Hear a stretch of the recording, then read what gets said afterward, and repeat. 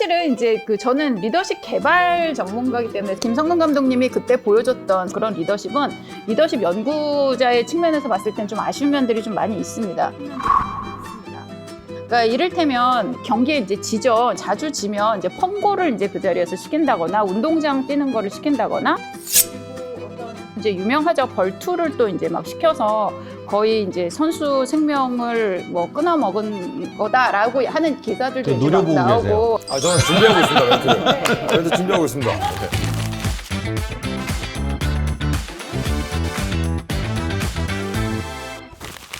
아까 영상님 얘기하셨던 그 스타 플레이어, 고성과자 구분을 또 짓는다고 했는데 이런 핵심 인재가 또 너무 큰 비중을 차지하게 됐을 때 리스크도 있을 것 같아요. 그렇죠. 분명히 리스크가 있을 텐데요. 학술적 연구를 보면은 스타 직원이 많은 비중을 차지하는 지표는 보상으로 좀 구분이 되겠죠. 그래서 스타 직원이 다른 직원에 비해서 더 높은 보상을 대면은 이제 보상 갭이 생기니까 그에 따라서 스타가 아닌 직원의 경우는 좀 불만족성이 상대적 박탈감. 그렇죠. 박탈감과 이제 직무에 대한 불만족성이 생기기 때문에 조직에 대한 응집도와 약간 로열티가 실제로 떨어지는 연구 결과도 많고요. 그래서 하나 예시를 들어드리면 이거는 이제 스포츠는 아니고 과학 쪽 과학자 대상으로 연구를 했던 부분이 있는데 스타 과학자를 영입해서 이렇게 일을 하다 보니까 확실히 잘 하는데 다른 동료들의 혁신적 역량까지 다 가져가 버리는 거예요. 본인이 워낙 잘하다 보니까 본인한테 모든 자원이 집중되고 확실히 이제 동료 직원들의 혁신적 성과를 내는 부분이 떨어졌는데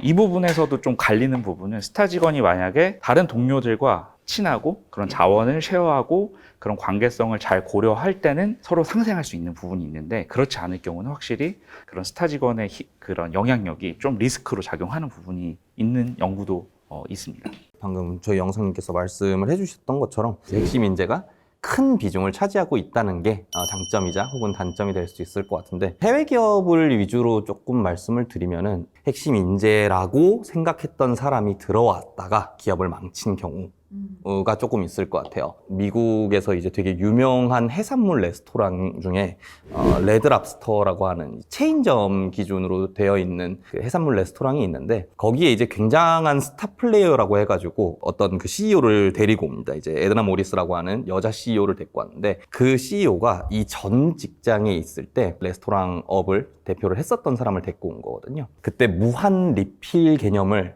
적용을 해서 굉장히 큰 성공을 이뤄냈었어요. 근데 이거를 똑같이 이 레드랍스터라고 하는 해산물 레스토랑에 와서도 똑같이 적용을 한 겁니다. 그래서 정말 수치적으로 말도 안 되는 조 단위의 적자를 냈다고 이제 기억을 하고 있고요.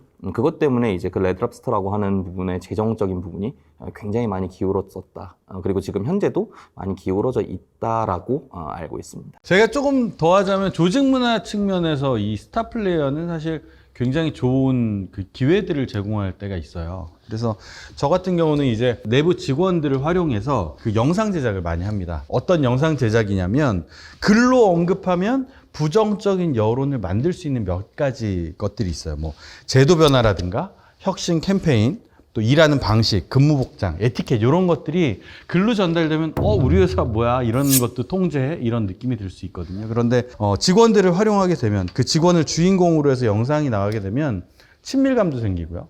또 그 직원이 얘기하는 말투, 표정, 옷차림, 대화 이런 것들을 통해서 직원들이 조금 더 그 문화적 용해도를 쉽게 높일 수 있는 그런 작용도 합니다. 그래서 조직 문화를 고민하시는 분들이라면 또 이런 스타 플레이어를 이용하는 것도 굉장히 좋은 툴이 될 수 있겠다. 네, 이런 말씀 드리고요. 리더십 측면도 우리가 챙겨보고 싶어요. 그 스포츠 조직 문화 굉장히 엄격하다고 들었거든요. 운동, 음악, 그 야구는 어떻습니까? 대부분의 사람들이 이제 프로에 오면 팀보다 조금 더 이제 나한테 맞춰지지 않나 라고들 이제 얘기를 하는데 그렇지 않습니다. 사실 아마추어에 오히려 더 개인의 성향이 좀 더 짙고 오히려 프로가 더 팀으로 돌아가거든요. 그럼 팀이라고 한다면 선후배 체계 에 대한 부분들 그리고 이 팀 안에서 무언가 영향력 있는 사람들이 기량적으로 좀 떨어지는 선수를 끌고 올라와서 제 기량을 조금 더 찾을 수 있게끔 도와준다라던가 여러 가지 부분들이 다 얽히고 얽혀 있는 곳이 프로라고 생각을 해요. 아마추어랑 다르게 아마추어는 결과 말 그대로 성적이 사실 끝인데 저희 이제 프로 선수들 같은 경우에 이제 연봉, 뭐 월급, 뭐 그런 것들도 다 직결이 되어 있는데 팀의 성적이 가장 첫 번째입니다. 그렇기 때문에 팀 원, 나 혼자만이 스타 플레이어로 인해서 성적을 내는 게 사실상 불가능한 스포츠이기 때문에 이 선수들을 얼마나 잘 끌고 팀 성적에 최대한 기여를 하느냐가 프로의 굉장히 중요한 부분이기 때문에 베테랑급 선수들이나 팀의 리더들이 그 선수들을 조금 더 뭔가 더 끌어올리게 한다던가 뭐 여러 가지가 될 수 있겠죠. 그게 이제 팀 하나의 조직이 되어야 한다라고 저는 생각을 합니다. 그런 리더십 측면에서 이분은 정말 기억에 남는다. 이 리더십이 10분 활용됐다. 이런 혹시 예시를 좀 주실 수 있나요? 사실 너무 달라요. 이게 뭐 정치적으로 볼 수도 있을 것 같고 물론 이제 감독님이 가장 크겠죠. 이거는 근데 제 개인적인 생각입니다. 조금 더 개인적으로도 들어갈 수 있는 게 우리 하나 팬들이 갖고 있는 김성근 감독님의 그 이미지와 내가 경험해보니 이분은 또 다른 리더십 혹은 팬들이 보지 못한 그런 면이 있다. 재밌는 스토리를 얘기를 드리면 이제 제가 이제 신인으로 들어왔을 때 김성근 감독님께서 저를 어떻게 보면 픽해 주셨는데 그게 제가 이제 유망주 밸류에 속하고 즉시 전력으로 속해서 그 11명, 10명의 신인 선수 중에 3명만 선정해가지고 마무리 캠프에 이제 합류를 하게 됐어요. 그때 시간대가 한 4시에서 5시 거의 선수들이 운동이 끝날 무렵 정장을 입고 이제 신인들이 이제 딱 가서 감독한테 인사를 드리는데 감독님이 공 던져라 이러는 거예요. 정장 입고 있는데. 그렇게 해서 진짜 공 던졌던 경험이 있어요. 그 정도로 감독님은 완전히 야구에 당장 보고 싶은 거야. 인사 오케이. 너에 대한 정보, 데이터 다 알아. 그러니까 인사 됐고 너 지금 이 상태에서 한번 공 던져봐. 난 지금 그거 보고 싶어. 이런 감독님이세요. 그리고 그러다 보니까 어쨌든 이런 리더십, 감독에 대한 약간 그런 부분들을 선수들이 느끼기에는 어떤 게 좋냐라고 한다면 선수들한테 있어서의 확신이 중요한 것 같아요. 이 감독님이 나를 쓰는 데 있어서의 이유가 있을 거야. 그런 부분들이 선수한테 굉장히 중요하게 작용이 되는 것 같아요. 아니 현정님 뭐 듣다 보니까 할 말이 지금 많으실 것 같아요.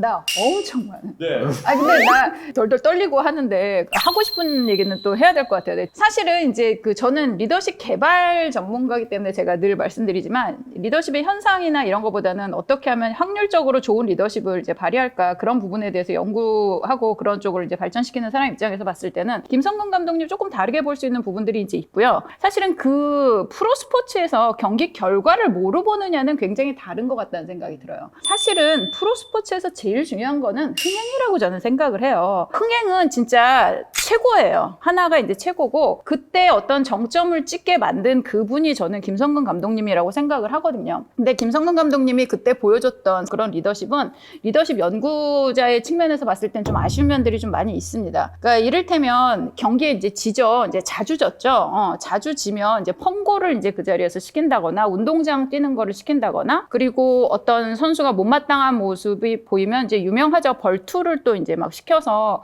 거의 이제 선수 생명을 뭐 끊어먹은 거다라고 하는 기사들도 이제 막 노려보고 나오고. 계세요. 저는 준비하고 있습니다, 멘트를. 멘트 준비하고 있습니다. 그런 얘기들이 나오는데 하나는 사실은 성적은 좋지 않은데 네이버 스포츠에 많이 읽힌 기사 순위 보면 10개 중에 9개는 한화 기사예요. 그리고 그 해에 가장 많이 봤던 뭐 경기 그런 거 하면 10개 중에 9개는 한화 경기예요. 흥행 면에서는 정말 압도적이었다라는 거죠. 그리고 이렇게 경기를 어떻게 보면은 승리를 못하고 가을 야구를 가지 못하고 가을 야구를 뭐 언제 갔었는지 뭐 18년도입니다. 네, 18년도에 이제 한번 가시고 뭐 그랬지만 그러니까 일단은 하나는 뭐냐면 싫어하는 사람은 없어요. 하나 팀을 싫어하는 사람은 없다는 게 저는 되게 이제 긍정적이라고 생각을 하고 그리고 굉장히 기업에도 긍정적인 영향을 줘요. 한화가 한국 화약인 건 여러분들 아시나요? 왜 불꽃 축제를 한화가 하느냐?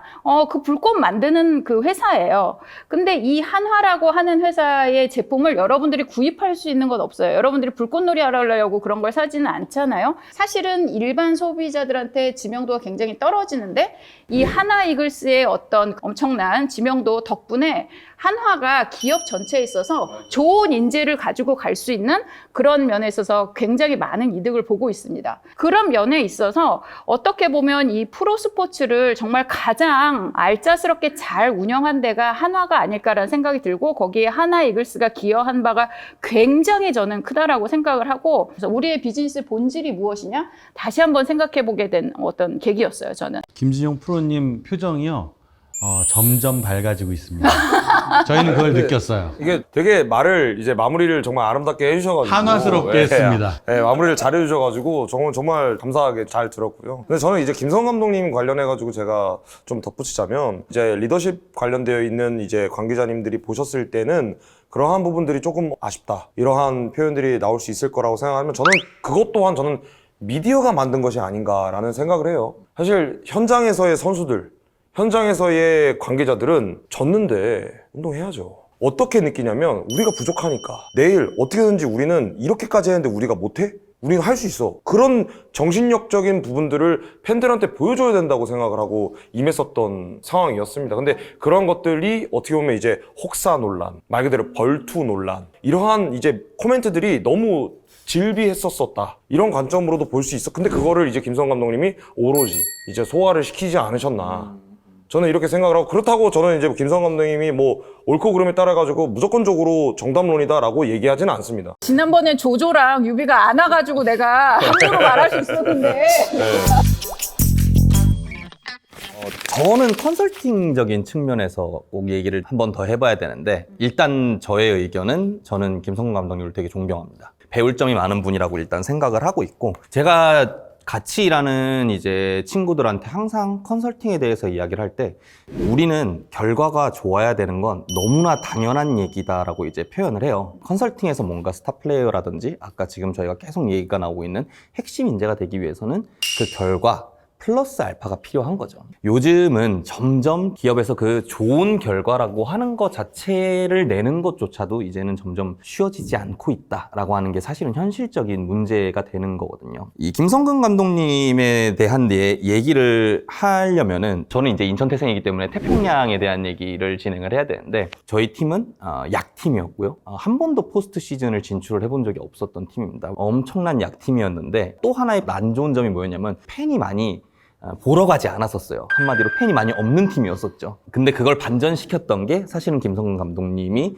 체제로 딱 2년 정도 들어섰을 때였어요. 그때 포스트 시즌이라는 곳을 처음으로 진출을 해봤습니다. 그리고 그 다음부터 집에서 TV만 보던 팬들이 경기장으로 찾아가기 시작했어요. 거기에 가장 중요시 됐던 거는 바로 결과라고 하는 측면도 분명히 존재는 하는데, 이제 제가 이야기를 꼭 해드리고 싶은 부분 중에 하나가, 김성근 감독님 대부분 저는 미디어에서밖에 그분의 말을 들을 수가 없기 때문에, 근데 미디어에서 보면요, 하시는 행동들이 대부분 다 어쨌든 책임은 내가 져 라고 하는 리더십이 저는 딱 눈에 보이긴 하더라고요. 물론 선수들한테 하는 행동이나 말이 당연히 사람인지라 실수할 때도 분명히 있을 것이고, 격앙돼서 감정에 치우쳐가지고 나오는 이야기들도 분명히 있으시겠지만, 이 김성근 감독께서 그때 하나에서 그런 이야기가 있었을지언정 그때 가장 주요한 목적은 약팀을 강하게 훈련시키고 자신만의 어떤 방식으로 열심히 트레이닝을 한 다음에 강팀으로서 승화시키기 위한 액션 중에 하나였다고 저는 생각을 해요. 아까 말씀해 주셨던 것처럼 팀의 결과가 가장 우선적으로 되는 스포츠이다 보니까 팀의 결과를 좋게 하는 게 1번.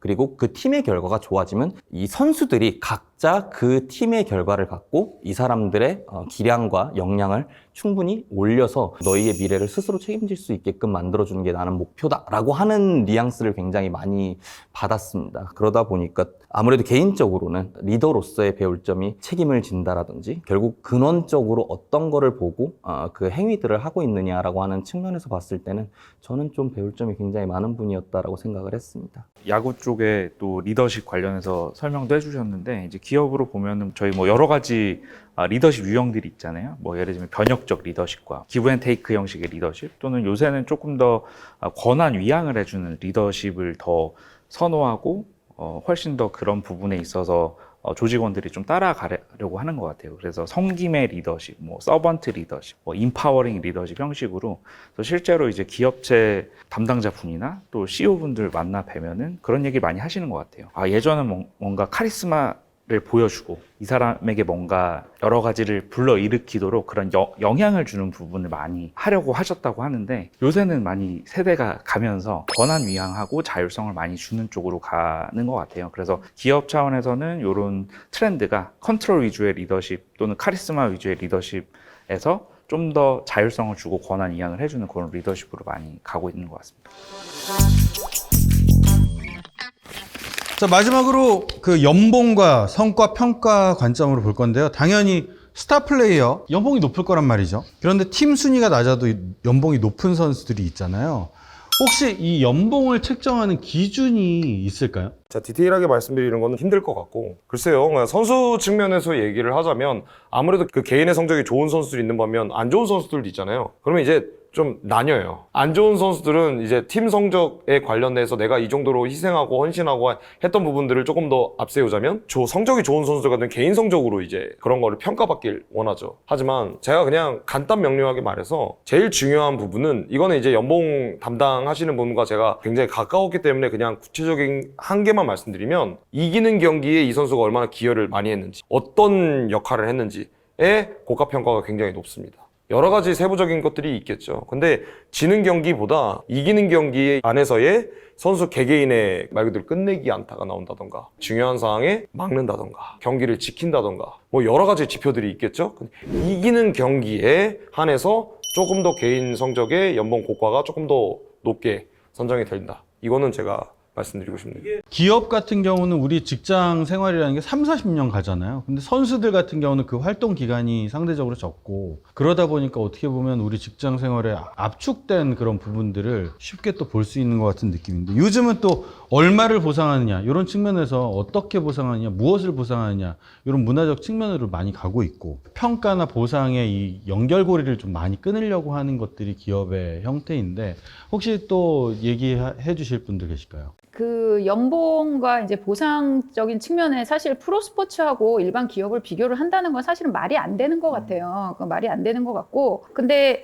연봉이 이번에 이제 가장 높았던 팀이 롯데였어요. 근데 롯데가 사실은 어떻게 보면은 결과를 내지를 못했고, 팬들은 계속 그 관중석을 꽉꽉 채워줬고, 뭐 그런 것들이 이제 있어요. 그래서 예전에 사실은 구글이 조금 약간 그런 면이 있었거든요. 뭐 여러 가지 이제 돈도 잘 주고, 문화도 좋고, 복지도 너무 좋고, 막 이제 이런데 생각보다 이 그 훌륭한 사람들을 모아놨는데 결과가 잘 안 나와요. 그래서 이제 연구를 시작을 한 게 뭐냐면, 결국에는 어떤 팀이 이제 고성과를 내느냐, 심리적 안정감이 있는 팀이 이제 고성과를 낸다. 그러니까 실수를 해도 괜찮다. 하지만 높은 목표를 향해서 다가가야 된다라는 것들을 이제 강조하고, 그 과정의 실수는 어떻게 보면은 이제 우리가 감내를 하겠다라고 하는 그런 문화가 있을 때 성장을 비약적으로 하는 그런 모습들을 이제 보여줬죠. 그러니까 어떻게 보면은 그 팀 칼라라든가 팀 전체가 으쌰으쌰해서 사이좋고 뭐 이런 것보다 더 높은 그 목표를 향해서 갈 수 있게끔 동기부여를 확 해주는 그런 것들이 기업에서도 필요하고 야구 측면에서도 필요하지 않을까라는 생각이 이제 듭니다. 네, 현정님 말씀하신 것처럼 기업하고 스포츠는 당연히 완전 별개가 돼야 되는 건 맞다고 생각을 하고요. 뭐 스포츠적인 측면이야 저보다 프로님께서 훨씬 더 잘 아실 거기 때문에. 근데 요즘 성과라고 하는 측면만 얘기를 하는 것보단 저는 오히려 리더십에 관련된 분야가 되게 요즘은